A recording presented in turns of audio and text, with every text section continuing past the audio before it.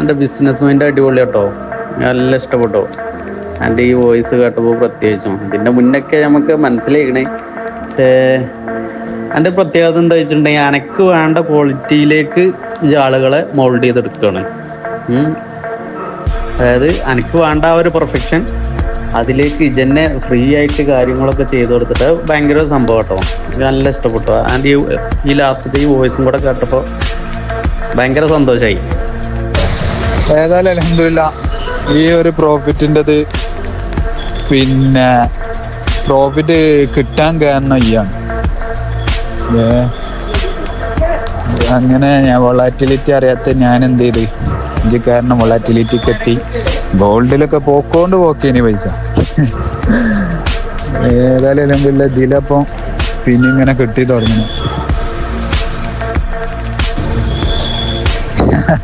അതെ, ഏതായാലും ഇൻഷാ അല്ലാഹ് നമുക്കൊന്ന് കാണണം എന്തായാലും. കാരണം അവനെ ഇപ്പൊ ഉള്ള പറയുകയാണെങ്കിൽ ഇതിന്മല പിടിച്ച് നിൽക്കണം. അതെന്തായാലും എന്നോട് പറയുകയാണെങ്കിൽ വലിയ തലവേദനയിലേനി. ഇപ്പോഴും അതിന് മോശമൊന്നുമില്ല, പക്ഷെ എന്നിരുന്നാലും അൽഹംദുലില്ലാ കുറെ സമാധാനമുണ്ട്. കുറെ വലിയ വലിയ ചൊറകളൊക്കെ ഇങ്ങനെ തൽക്കാലം ഇങ്ങനെ തീർത്തുകൊണ്ടിരിക്കുന്നുണ്ട്. ബ്രോ നല്ലൊരു കോൺഫിഡൻ്റ് ആണ്, കുഴപ്പമില്ല. കൂടുതൽ റിസ്ക് ഉണ്ട് വിറ്റതിൽ, എന്നാലും കൊള്ളാം, രസമല്ല. അതേമാതിരി പോയിട്ട് തന്നെ അത്യാവശ്യം പ്രോഫിറ്റും ഉണ്ട്.